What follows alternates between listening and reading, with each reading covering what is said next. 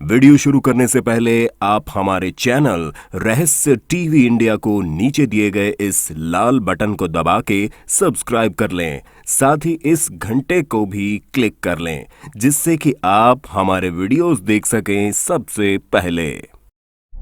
दुनिया की 10 अविश्वसनीय जगहें जो अभी भी मौजूद हैं। दुनिया में बहुत सी ऐसी अविश्वसनीय जगहें हैं जो दिखने में बहुत ही खूबसूरत होती हैं। ऐसी आश्चर्यचकित करने वाली चीजें पूरी दुनिया में मौजूद हैं। भले ही वो कोई स्मारक हो, कोई पुराना गांव हो या कोई आधुनिक शहर। ऐसी जगह बहुत से लोगों को भले ही पसंद ना हो, लेकिन कुछ लोगों के लिए ऐसी जगहें बहुत ही शानदार होती हैं और वास्तव में ऐसी जगहें धरती पे मौजूद भी हैं। आज हम आपको ऐसी ही 10 जगहों के बारे में बताने जा रहे हैं जो बहुत ही अविश्वसनीय हैं, लेकिन इस धरती पे वो मौजूद हैं। नंबर 10, जतेंगा, असम, भारत।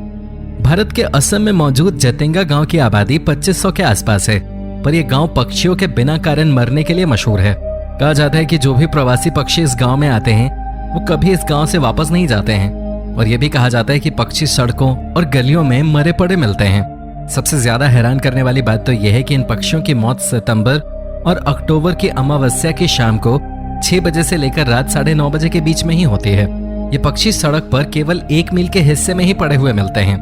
स्थानीय लोगों के अनुसार आसमान में कोई शैतानी ताकत है जो पक्षियों की जान ले लेती है, पर इस बारे में वैज्ञानिकों की अलग राय है। उनका कहना है कि पक्षियों के मरने की वजह सघन कोहरा और ज्यादा ऊंचाई है, जिसकी वजह से पक्षियों को चक्कर आ जाता है और वो पेड़ की तरफ जाते जाते घरों और बिल्डिंगों से टकराकर नीचे गिर जाती हैं और अपनी जान गंवा देती हैं। एक और वैज्ञानिक धारणा के अनुसार पक्षी गांव की रोशनी की तरफ आकर्षित हो जाती हैं और बाद में वो घबराकर मर जाते हैं, लेकिन अभी तक कोई भी थ्योरी इस डरावनी जगह के बारे में सही साबित नहीं हुई है।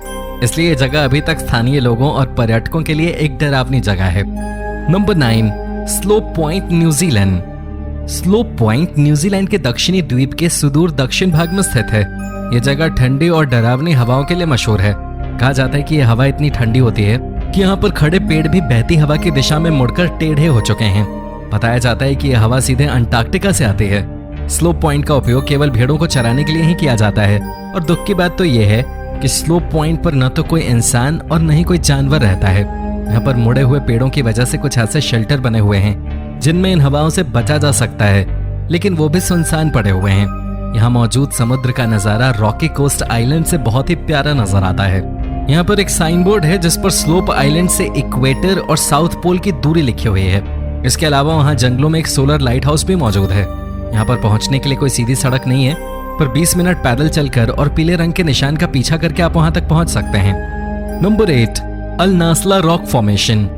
बहुत सी प्राकृतिक जगहें ऐसी होती हैं जो पर्यटकों को अपनी तरफ आकर्षित करती हैं। उन्हीं में से एक है अल नास्ला रॉक फॉर्मेशन। यहाँ पत्थरों के बीच में मौजूद हल्की सी खाली जगह इन पत्थरों को बेजोड़ कलाकृति जैसा बनाती हैं। ये दोनों पत्थर प्राकृतिक रूप से यहाँ पर स्थित हैं और ये इस इलाके में काफी फोटोजेनिक हैं। इसके अलावा ये अभी तक लोगों के लिए रहस्य हैं और कोई भी इस रहस्य को नहीं सुलझा पाया है। Number 7, painted dunes, USA. Painted dunes Lawrence volcanic national park में स्थित हैं। ऊपर से देखने पे ये वाटर कलर पेंटिंग लगती है। लाल और संतरी रंग से भरी हुई पहाड़ी, बड़े बड़े पेड़ पूरी पर्वत श्रृंखला पर खूबसूरत लगते हैं। हालांकि रंगों से भरी हुई पहाड़ी ऐसी लगती है कि ये किसी खूबसूरत कलाकार की कल्पना है और ये प्रकृति का एक अद्भुत नमूना है। ड्यून्स के असामान्य दिखने के पीछे सिर्फ कलाकार का हाथ है। पेंटेड ड्यून्स के पीछे की असली वजह ज्वालामुखी की राख है। ये राख रंग बिरंगी इसलिए लगती है क्योंकि ये राख ज्वालामुखी के ऊपर से गर्म लावा के साथ गिरती है। The blue city of Chefchaouen, Morocco. दुनिया में हमें बेहतरीन नजारे हमेशा देखने को मिलते रहते हैं। अगर ऐसे नजारे देखकर आपके रोंगटे खड़े हो जाते हैं तो the blue city of Chefchaouen, Morocco को देखकर आपकी आंखों को बहुत ही अच्छा लगेगा। इसे ब्लू पर्ल ऑफ मोरक्को भी कहा जाता है। इस शहर की स्थापना 1471 में की गई थी। इस शहर के नीले रंग के होने के बारे में बहुत सी कहानियां हैं। कुछ लोगों का कहना है कि हिटलर की वजह से इसे नीले रंग का करा गया था, वहीं कुछ लोगों का कहना है कि मच्छरों से बचने के लिए घरों को नीला किया गया है। भले ही कारण कोई भी हो, लेकिन पूरा शहर नीला होने की वजह से ये सब शहरों से अलग लगता है।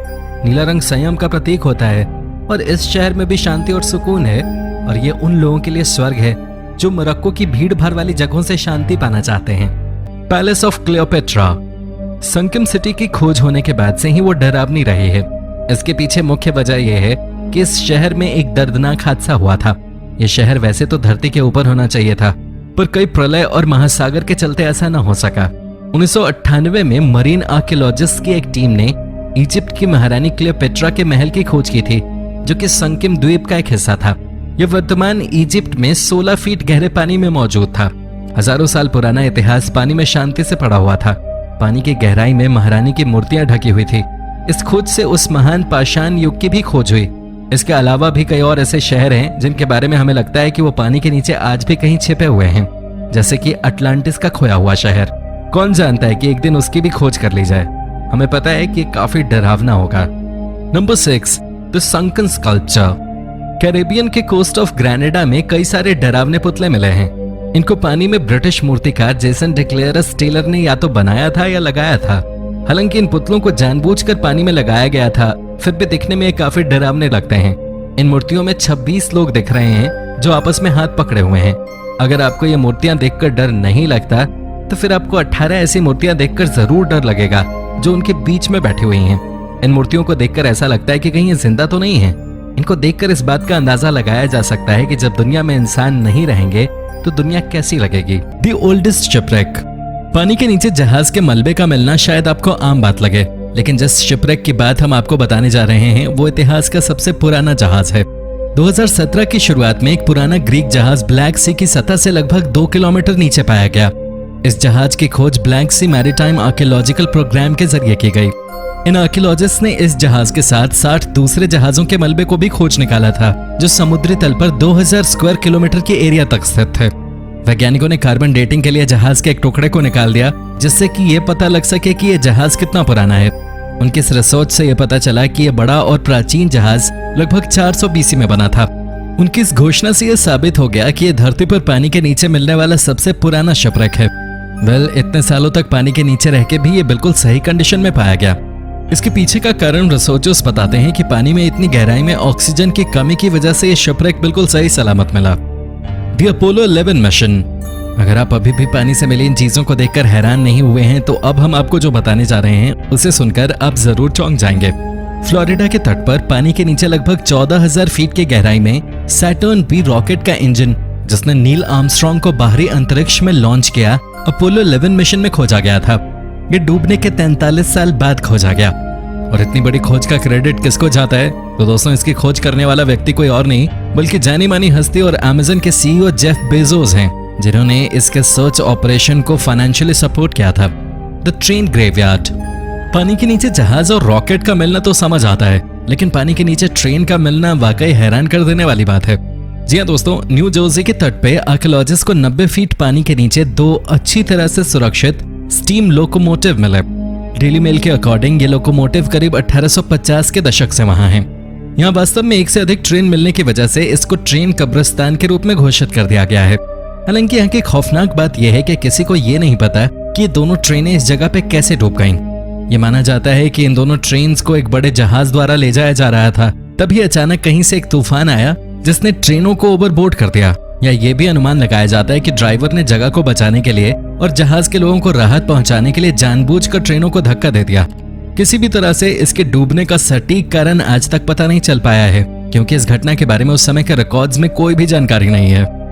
The statue of Jesus Christ. आपको इस दुनिया के सबसे यूनिक और खूबसूरत स्टैच्यू के बारे में थोड़ा बहुत तो जरूर पता होगा, लेकिन क्या आपकी जानकारी में कोई ऐसा स्टैच्यू है जो पानी की दुनिया से संबंधित हो? अगर नहीं तो फिक्र मत कीजिए, हम आपको एक ऐसे ही स्टैच्यू के बारे में बताने जा रहे हैं। दशकों पहले इटालियन मूर्तिकार गुइडो गैलेटी ने जीसस क्राइस्ट की एक मूर्ति बनाई जो अपने हाथों को उठाए हुए स्वर्ग की ओर देख रही थी, लेकिन ये मूर्ति पानी में डूब गई। 7 साल बाद उसी सांचे से दूसरी कांस्य की मूर्ति बनाई गई।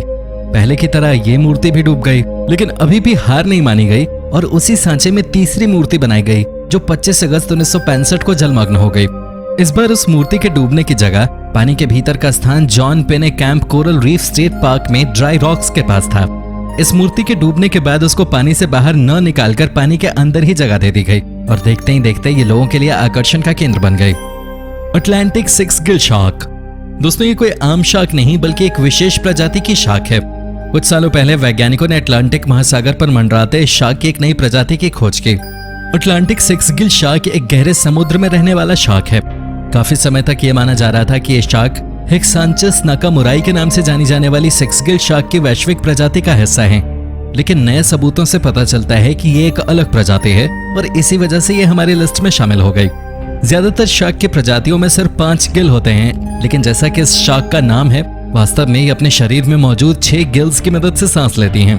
अटलांटिक 6 गिल 6 फीट यानी कि 1.8 मीटर तक लंबी हो सकती हैं, लेकिन ये भारतीय और प्रशांत महासागरों में पाई जाने वाली शार्क्स से काफी हद तक छोटी होती हैं। जायंट ऑकफिश।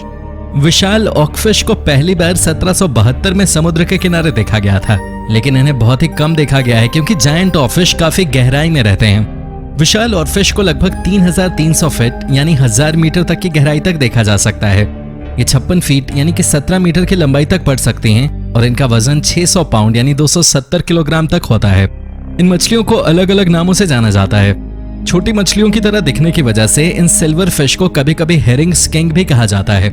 हालांकि ये मछली दिखने में खूबसूरत नहीं होती, लेकिन बहुत से देशों में इसे पूजा जाता है। जापान में ऑरफिश को messenger from the sea god's palace के रूप में जाना जाता है और वहां के लोगों का मानना है कि अगर बहुत सी मछलियां समुद्र से बाहर निकलकर किनारे पे आ जाएं तो ये भूकंप आने का संकेत हो सकता है। थॉनिस हेराक्लियन। द सिटी ऑफ हेराक्लियन नाम से जाना जाने वाला ये ग्रीक शहर था जो 1500 साल पहले जलमग्न हो गया था। इसका जिक्र 5वीं शताब्दी में ग्रीक लेखक हेरोडोटस ने भी किया है, जिससे यह पता चलता है कि हेराक्लियन एक पोर्ट और एंशिएंट इजिप्ट में जाने का प्रवेश द्वार था। शहर के साथ यहाँ पर बहुत कीमती चीजें भी मिली। 2000 में इसकी खोज में बहुत से कीमती सामानों को भी खोज निकाला गया, जिसमें कि इजिप्ट की देवी आइसिस, भगवान हेपी और एक फरोह का स्टैच्यू मिला। इसके एविडेंस से पता चलता है कि 6वीं या 7वीं शताब्दी में हेराक्लियन सिटी पानी में डूब गई थी। थोनिस हेराक्लियन में पानी के भीतर आर्कियोलॉजिकल रिसर्च आज तक चल रही है। फ्रैंक गिडिडियो, जिन्होंने इस सिटी की खोज की थी, उनका अनुमान है कि इस शहर का केवल 5% ही अभी तक खोजा गया है। तो दोस्तों, ये हैं दुनिया की 10 ऐसी अविश्वसनीय जगहें जो सच में हैं। तो अगर आपको ये वीडियो पसंद आई तो इसे लाइक करें और अपने दोस्तों के साथ शेयर करिए। साथ ही हमारे चैनल को सब्सक्राइब भी कर देना। धन्यवाद।